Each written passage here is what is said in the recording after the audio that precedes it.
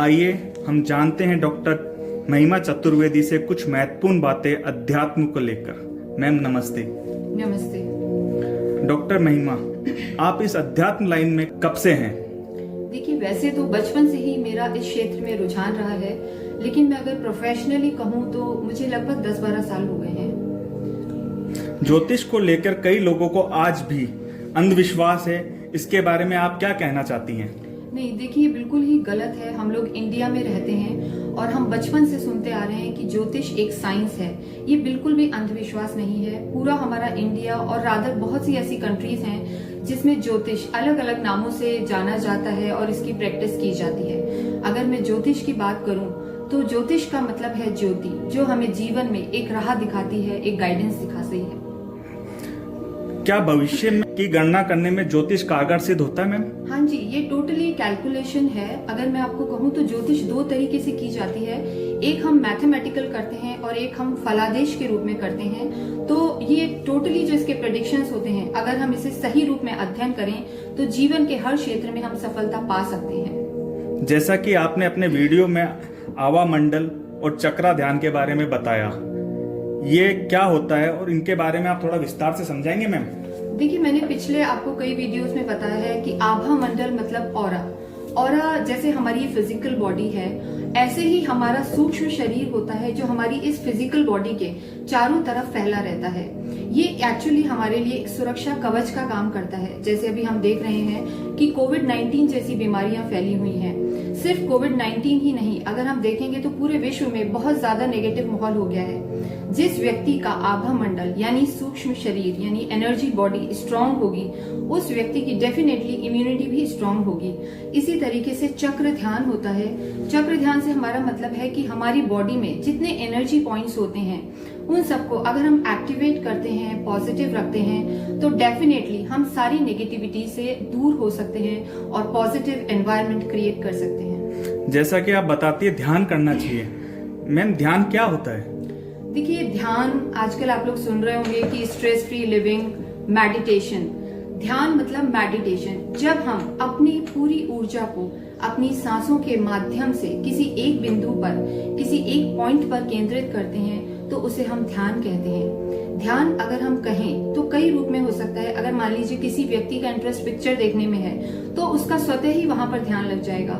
किसी व्यक्ति का इंटरेस्ट डांस करने में है तो वही उसका मेडिटेशन होगा। लेकिन मैं आपको बताना चाहूंगी, जो प्रॉपर आत्मा का परमात्मा से संपर्क है, उनसे कनेक्शन है, उस ध्यान को हम मेडिटेशन कहते हैं। ध्यान का मतलब होता है कि जो हम बहिर्मुख संसार से कट के अंतर्मुखी जितना होते जाते हैं, हम अपने अंदर की आवाज को सुनते हैं, हम अपनी आत्मा को चेतन करते हैं, उसी को हम ध्यान कहते हैं। ध्यान अगर आप सही तरीके में करेंगे तो इसमें आप परमानंद की प्राप्ति करेंगे, आपको शांति का अनुभव होगा। और आज का जो वातावरण है उसमें मैं सभी को ये कहना चाहूंगी कि जरूर मेडिटेशन करना चाहिए।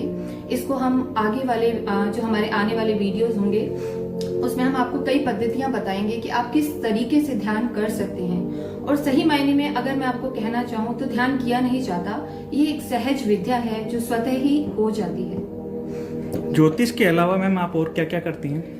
देखिए, वैसे तो मेरा टोटली डिवाइन काउंसलिंग में इंटरेस्ट है। मतलब जिस तरीके से मैं आप सभी लोगों की हेल्प कर पाऊँ, ज्योतिष है, टैरो कार्ड रीडिंग है, हस्तरेखा है।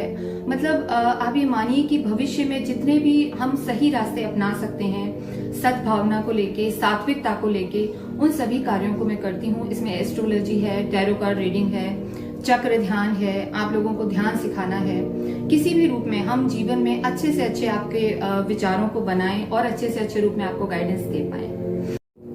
जैसा कि आपने अभी बताया वास्तुशास्त्र का अध्ययन मैंने पुराने शास्त्रों में भी करा है, ये अभी भी मैम कारगर सिद्ध होता है? देखिए, जिस तरीके से हमारा शरीर 5 तत्वों से बना है, ऐसे ही जिस वातावरण में हम रहते हैं, अग्नि, वायु, जल, आकाश, हवा, ये सब हमारे आसपास के वातावरण को निर्धारित करता है। तो वास्तु का मतलब होता है, चाहे हमारा घर हो, ऑफिस हो या हमारा कोई फैक्ट्री हो, वो जो सारा वातावरण हमारे चारों ओर होता है, वो जो प्रमाइसेस होता है, इसमें हम सारी तरीके की ऊर्जाओं को बैलेंस करते हैं। यानी मान लीजिए कि कोई अग्नि कोण है, अगर किसी घर में अग्नि कोण में किचन होती है तो डेफिनेटली उसका वास्तु अच्छा रहेगा। तो जिस घर में हम रहते हैं, जिस ऑफिस में हम काम करते हैं, वहां की इन पंच तत्वों की एनर्जीज को बैलेंस करना ही वास्तु कहलाता है। आप देखेंगे कि जिस जगह की वास्तु अच्छी होती है, जैसे हम कई लोगों की वास्तु सही कराते हैं, कई दिशा निर्देश देते हैं, कई जगह हम देखते हैं कि जहाँ जल होना चाहिए वहाँ किचन होती है, तो वहाँ पे मनी के बहुत लॉसेस होते हैं, हेल्थ के इश्यूज रहते हैं। तो इन सबको जब हम करेक्शन मोड पे लाते हैं तो हम अपनी वास्तु को सही कर सकते हैं। तो वास्तु शास्त्र भी एक बहुत ही साइंटिफिक और आज के काम आने वाले जो हम कह सकते हैं सिनेरियो में बहुत ही इंपॉर्टेंट चीज है। Thank you ma'am.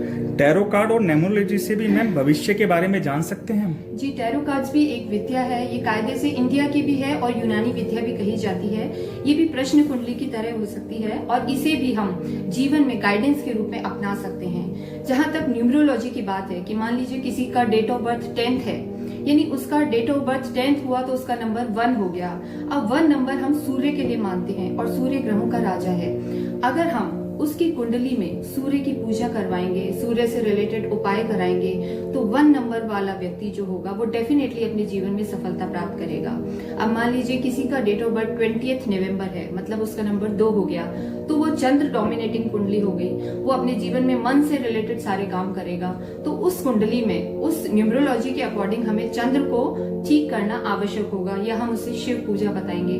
तो ये जितनी भी चीजें हैं डिवाइन के साथ साथ पूरी लॉजिकल हैं। आज के आने वाले सिनेरियो में चाहे वो हिंदू हो, मुस्लिम हो, या कोई बच्चा हो, बूढ़ा हो, हर एज ग्रुप के लिए, हर धर्म के लिए ध्यान, ये डिवाइन काउंसलिंग, ये सारी जितनी भी एस्ट्रोलॉजी, टैरो है, ये बहुत कारगर सिद्ध हो रही है। मैम, अभी जो ये कोरोना वायरस चल रहा है, इसको लेकर आप लोगों को कुछ सुझाव देना चाहेंगे? जी, वैसे तो मैंने अपने पिछले वीडियोस में भी बताया है कि इस समय हमें सूर्य को प्रबल करना चाहिए, गायत्री मंत्र का जाप करना चाहिए, और हमें फिजिकल हेल्थ के साथ साथ अपनी मेंटल हेल्थ को भी स्ट्रॉन्ग करना चाहिए। इसके लिए जैसे हम सभी अभी लॉकडाउन में रह रहे हैं, तो जरूरी है कि लॉकडाउन में रहते रहते सरकारी निर्देशों की पालना करते हुए हमें जरूर अपने घरों में चक्र ध्यान, मुद्रा प्राणायाम और मेडिटेशन जैसी क्रियाओं को करना चाहिए। इसके साथ साथ आने वाले समय में मैं बहुत सारे वास्तु पे टिप्स दूंगी, आपको पूजा पाठ से रिलेटेड चीजें बताऊंगी, जो आप अपनी सोल को स्ट्रॉन्ग कर सकते हैं, अपने ऑरा को स्ट्रॉन्ग कर सकते हैं और अपनी डे टू डे लाइफ में चेंजेस ला सकते हैं।